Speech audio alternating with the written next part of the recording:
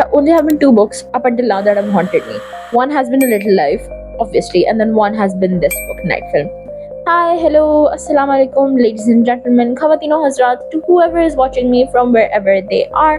My name is Mama, and you are watching my channel where I talk about books, movies, storytelling, writing, and everything related to media, stories, and art. For the first time, I'm going to be doing like a full YouTube video length, very detailed book review. So this book review is about the movie Night Film. Movie is about the book Night Film by Marisha Pessl. And obviously, I've not seen a lot of people talk about this book.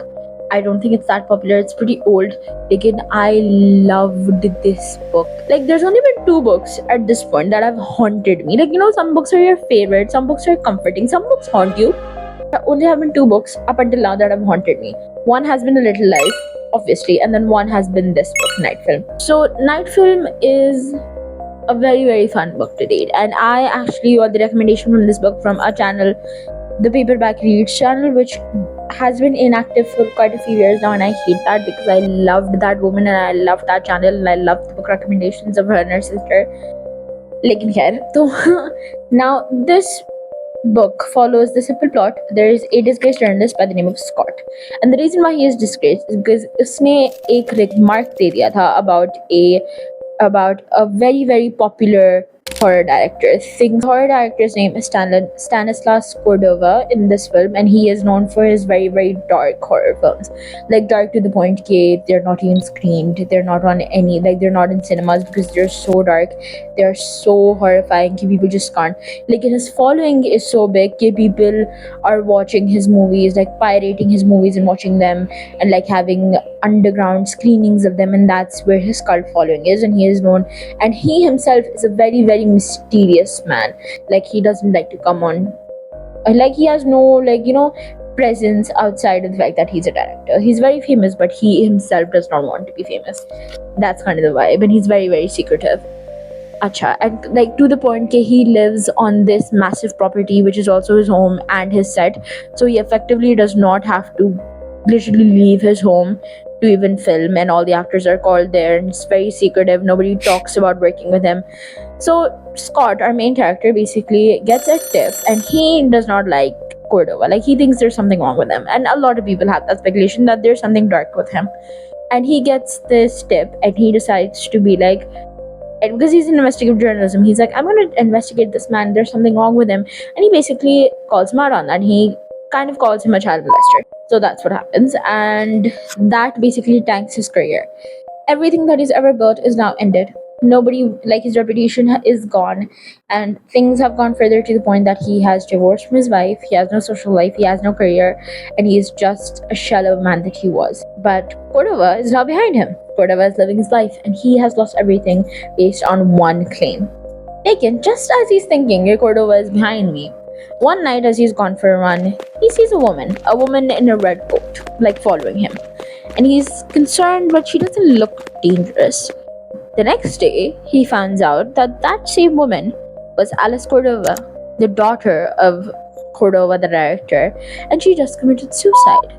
And now the whole Cordova mystery is back to haunt him, because why was this same woman following him? And that is kind of the plot line we follow with that book. And as he goes down this rabbit hole again and starts investigating Cordova, why is this mystery still so prevalent? Like, even after his daughter died, he makes no effort. There's no conversation, there's no statement, there's nothing. He's still completely in the dark. So he goes down this rabbit hole investigating her suicide, basically, and he finds out so much stuff, and he meets these two new people who are also connected to her in some way, and it just turns into this literal train ride, or train wreck, you could say, of just trying to figure out who this mysterious man is, what he is doing, why did she commit suicide, and why are there so many dark stories around this man? Is he truly that bad? Acha, so let's talk about what I loved. What I love about this book is that the characters are very flawed. Each one of them can be literally annoying at some points. Like, you literally look at them and you're like, what the fuck, bro?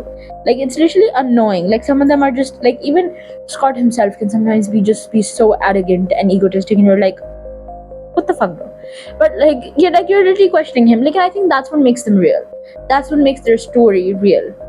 Also, I said the name wrong. Her name's not Alice. Her name is Ashley Cordova, and Ashley is quite literally a ghost that follows you through the book. Like, she dies like, quite literally in the beginning of the book.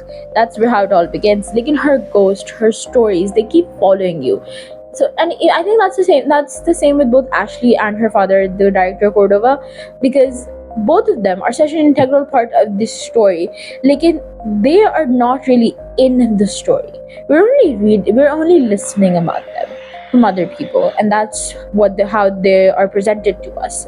Like, in Cordova himself, we don't meet him actually until right the end, and Ashley, she dies in the beginning. Like, they're literally the ghosts that haunt you and the characters throughout the book, which I loved. Because of the same reason, Cordova is literally the best villain. Like, psychologically, he is so scary because you're hearing all of this dark stuff about him, and he's effectively nowhere to be found. He's a ghost, he's a shadow, and that is what makes him so scary, because he has some level of influence. He's always around you. His stories, like the things that people are telling you about him, are so, like, honestly mentally exhausting at times, like the things that people are saying about him. But he's nowhere to be found. You can't find him. It's like you're trying to look for something that maybe does not even exist, and that is what makes him so jarring. Cordova's character reminded me a lot of Kubrick, the director himself. Obviously, no like physical relationship or anything, like in just like the way he was described and everything, and the whole horror director thing, like kind of reminded me of him. And then throughout the book, I kind of realized that Cordova and Scott are supposed to be mirrors of each other, because they're both obsessed with this one thing. For Scott, it's his investigative journalism and trying to find the truth, and for Cordova, it's his dark horror films that he says that are the truth about society and how society is inevitably dark. Throughout the movie, we kind of see Scott turn more and more like Cordova in some senses of the way, where he has no regard for anybody else's safety and he's just doing what he thinks is right. When you talk about distinctions, there's obviously the distinction between art and reality, because that is so often questioned. Okay, sometimes when things get so much of a fan following, like Cordova's movies, there's no more distinction between art and reality, and the shared delusion and the cult following around him has literally erased that line, and everybody just thinks that this is real, and even his fans might be using his movies as inspiration. Or like, we see a story, I think, where a murderer uses Cordova's movies as inspiration for his own murders, and that's kind of the thing that we always think about. Okay, what is the distinction between art and reality? How can we show darkness without inspiring darkness in the real world? Like, that is kind of a question that was so often asked, which I really loved. Acha, so Scott ends up meeting two people who he bands with for his investigation in the whole book, and their names are Hopper and Nora. They're like two like young. They're not teenagers. They're like young adults, and they become his sidekicks for this whole mission, because both of them are connected to Ashley and the whole situation in some way. And the way I love the way they turned into a trio and how they bond. Like, they have a very very they're a found family. They're connected through a very traumatic event, which is literally their investigation into Cordova. And Nora is very very like manic pixie dream girl aesthetic. Like, and I like the fact that Scott does not use her, even though she does confess to Scott, but he's like, girl, I'm as old as your dad, calm down. But and I also really like the fact that the trio bonded, and after Cordova was behind them, at least behind the other two, Nora and Hopper go on to building their own lives. They go on to doing what they want to do in life, and all three of them still support each other, and I think that was a very very beautiful element. This book also has something very interesting, which is the mixed media elements. It has web pages, it has pictures, and that actually adds a lot to the mystery, I think, and it's really really fun to see all these pictures of web pages and stuff like that, and articles, and that makes it feel even more real. Like, sometimes this book literally feels like, wait, am I reading something real, or is it actually a book? Another thing, every side character was so interesting. Again, the world was very very real and very very alive. Like, I literally always felt like, yeah, these people can exist, these people do exist. Like, the name is very different, but these people do exist. Like, no character felt unreal or felt weird, and I think that is the points to a great writer. Like, that is not easy to do. And then when we're talking about the world, there were so many small details that felt so real. Like, there's a specific cigarette brand that Cordova smokes, and he has that brand in his movies, and it's a brand known as Murad. It doesn't exist in real life, but that is a brand that we often see in, and that brand of cigarettes is used to hint at Cordova being real. Like, at certain occasions, at certain places, it's like, oh wait, there are Murad cigarettes, so that is a sign of Cordova, and I really like that aspect. There's an aspect that I really liked. So before the climax hits, Scott ends up losing everything. He loses custody of his daughter, which because he's divorced, so he loses custody of his daughter. He loses Hopper and Nora, and he's effectively alone. And it's like, I just turned into another Cordova character. He got me. He won. I lost everything. Now I'm just in the complete darkness. Like, and that is not true. And he does, and I literally cried at that because it felt like this man, like this, because of this other guy who is literally an entity at this point. He has had no direct influence on his life. Like, even like him, like Cordova, even being involved, has just completely ruined this man's life. And I think one of the best things of this book is nothing is ever fully like factual. Everything is a shared delusion. Everything is mass hysteria. And as we go through the book, especially towards the ending, you do start thinking, so many of these things that we thought were fully real were just mass hysteria, were just internet folklore, stories by fans and speculations, and quite literally shared delusions. And it's terrifying because it felt so real. Like, it was all effectively a conspiracy theory, but it felt so real. Yeah. And so in the climax, there's a scene where Scott basically ends up meeting Ashley Cordova's longtime assistant. Her name is the Jackal, I think, and she's like this very, very dangerous, like very intimidating looking woman, and she has been Cordova's right hand since the beginning of his career.